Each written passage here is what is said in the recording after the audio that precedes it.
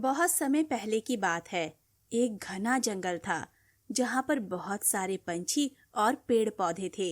उसी जंगल में एक बरगद का पेड़ था। बरगद का पेड़ इतना दयालु था कि उस पर हर तरह के पंछी बैठा करते थे और वो उनसे कुछ नहीं कहता। एक दिन बरगद आराम से सो रहा था, तभी अचानक उसे किसी के रोने की आवाज सुनाई दी और जब उसने इधर उधर देखा तो पाया उसके पेड़ के नीचे एक गिद्ध का बच्चा रो रहा था। उस बच्चे को देखकर उसे उस पर दया आ गई और उसने कहा, अरे ये तो गिद्ध का बच्चा है। जरूर इसकी माँ इससे बिछड़ गई है।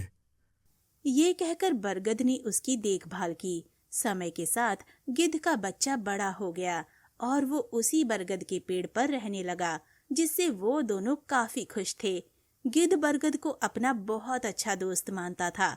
एक दिन उसी पेड़ पर दूसरा गिद्ध आया और उसने गिद्ध से कहा, अरे गिद्ध भाई, मैंने देखा है तुम हमेशा इसी पेड़ पर रहते हो।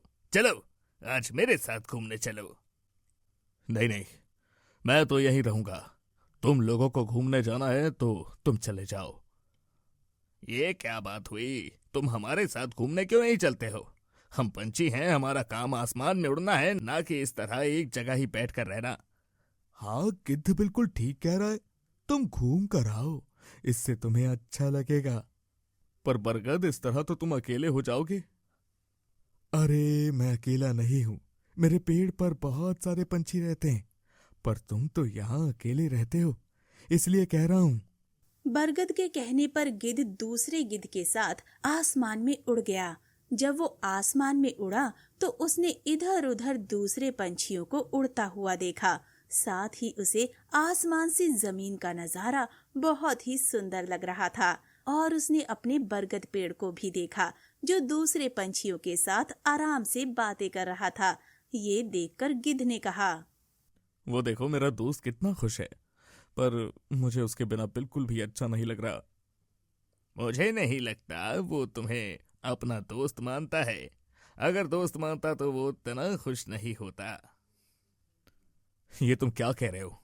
मैं बचपन से उसी के साथ रहा हूं, तो मुझे पता है उसका स्वभाव कैसा है। वो बहुत ही दयालु है, इसलिए हमेशा हंसता मुस्कुराता रहता है। वो तो पता ही है। वैसे तुम्हें कभी अपने माता पिता से मिलने का मन नहीं होता है? होता तो है, पर अगर उन्हें मुझसे प्यार होता तो वो मुझे छोड़ते ही नहीं, और अब मुझे उनसे मिलने का ज्यादा मन भी नहीं होता। ऐसा भी तो हो सकता है कि उनकी कोई मजबूरी हो या फिर उनके साथ कोई हादसा हो गया हो। ये सुनकर गिद्ध थोड़ा परेशान हुआ और सोच में पड़ गया। वहीं दूसरी तरफ बरगद आराम से बैठा दूसरे पंछियों से बातें कर रहा था। तभी कौवे ने कहा, वैसे तुमने गिद्ध को आजादी क्यों दे दी? इस तरह तो वो यहाँ से चला जाएगा। अरे उसका मन है, और वैसे भी पंछी आसमान में उड़ने के लिए बने हैं। हाँ, पर ये क्या बात हुई? फिर तो तुम अकेले रह जाओगे बरगद। नहीं नहीं, मुझे मेरे दोस्त पर पूरा विश्वास है। वो मुझसे मिलने जरूर आएगा, और वैसे भी वो तो मुझे छोड़कर जाता ही नहीं है। मैंने ही उससे कहा, तब वो गया है। ये सुनकर कौवा शांत हो गया। तभी वहां गिद्ध आ गया और उसे देखकर बरगद काफी खुश हुआ। समय के साथ बरगद अब धीरे धीरे बूढ़ा हो रहा था। वहीं उसकी तबीयत भी खराब रहने लगी थी, जिस वजह से गिद्ध थोड़ा परेशान था, क्योंकि वो बरगद को किसी भी हालत में खोना नहीं चाहता था। एक दिन गिद्ध काफी गहरी सोच में डूबा हुआ था। तभी बरगद ने कहा, क्या हुआ? तुम क्या सोच रहे हो? सोच रहा हूँ, लोग हमसे कितने चलते हैं। क्यों, किसी ने तुमसे कुछ कहा?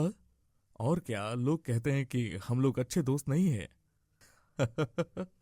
मुझे पता है, लोगों का काम तो जलना ही होता है, पर तुम किसी और बात से परेशान हो। मुझे बताओ। हाँ, तुमने सही कहा।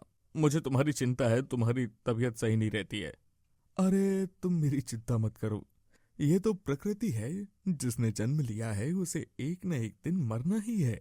नहीं, मैं नहीं चाहता हूँ तुम्हें कुछ भी हो, क्योंकि अगर तुम मर गए तो मैं भी मर जाऊंगा। ये तुम क्या कह रहे हो?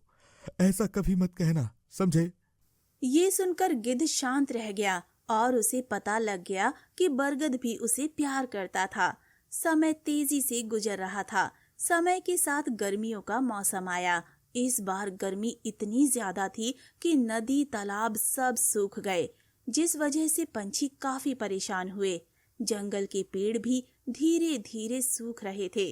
वहीं बरगद बूढ़ा था, जिस वजह से उसका पेड़ भी सूखने लगा।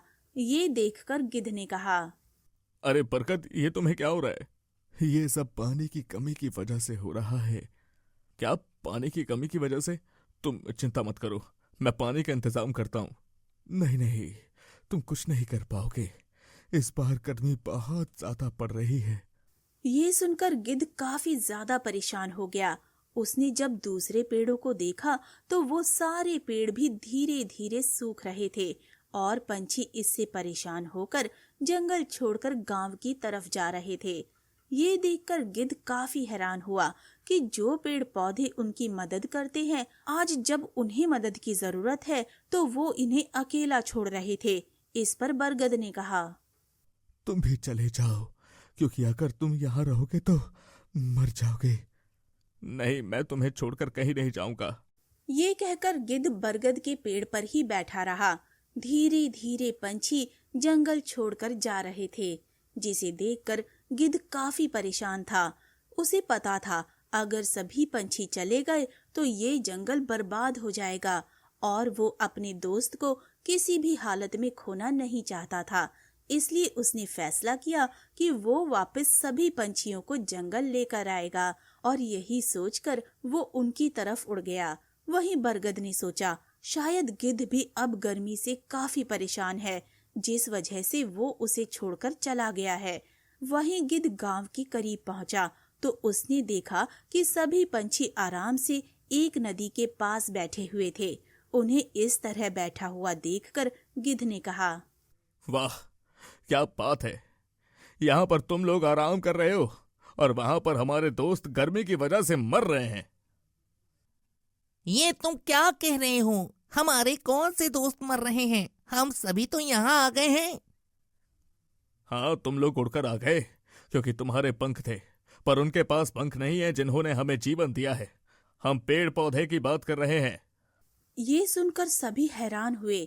इस पर कौवे ने कहा, पर हम कर ही क्या सकते हैं? क्यों? हम क्यों नहीं कर सकते हैं? अगर हम चाहें तो कुछ भी कर सकते हैं। ये गर्मियों का मौसम है और वैसे भी गर्मियों के मौसम में तो ऐसा होता ही है।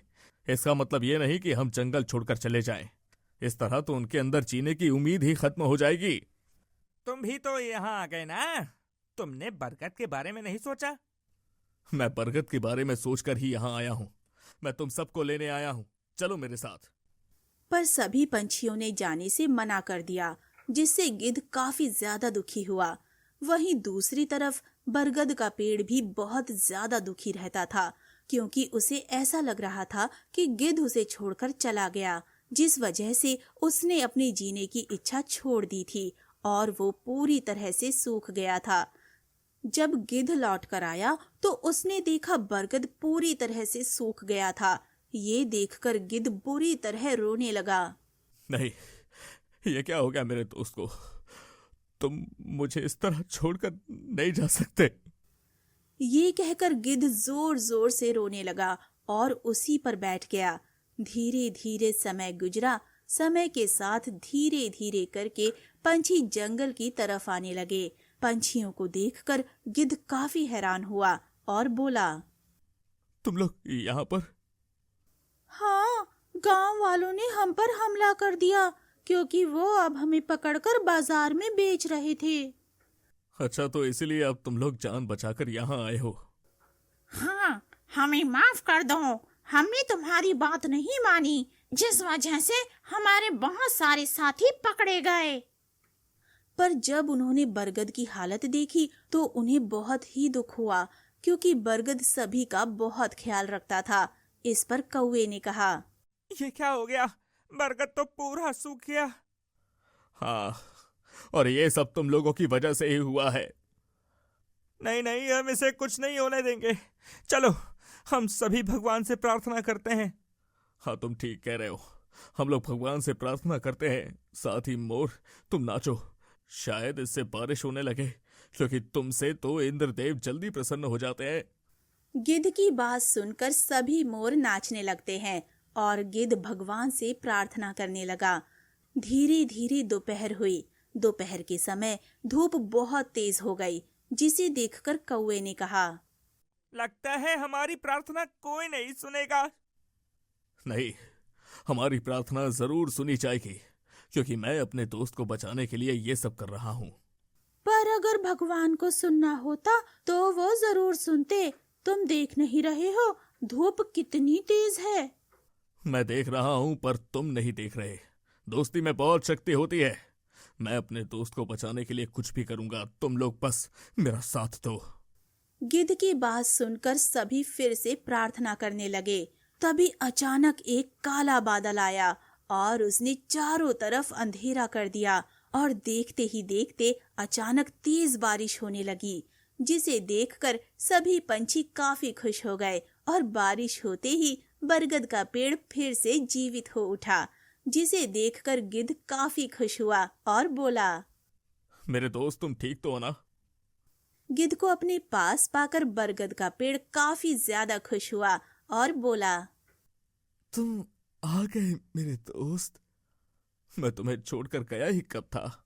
ये सुनकर बरगद का पेड़ भी बहुत खुश हुआ और अब सभी पंछी बहुत खुश थे, क्योंकि जंगल में वापस से हरियाली आ गई थी और सभी पंछी आराम से जंगल में रह रहे थे। वहीं सभी को पता लग गया था कि गिद्ध और बरगद बहुत ही अच्छे दोस्त हैं। इनकी दोस्ती को कोई नहीं तोड़ सकता।